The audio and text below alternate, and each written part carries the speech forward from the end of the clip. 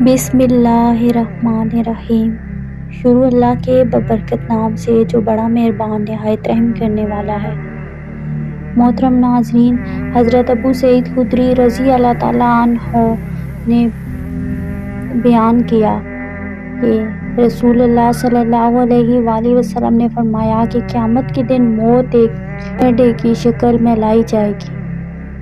ایک آواز دینے والا فرشتہ آواز دے گا کہ اے جنت والو، تمام جنتی گردنیں اٹھا کر دیکھیں گے۔ آواز دینے والا فرشتہ پوچھے گا تم اس مہڈے کو جانتے ہو؟ وہ بولیں گے ہاں، یہ موت ہے، اور ان میں سے ہر شخص نے اس کا ذائقہ چکھا ہوگا۔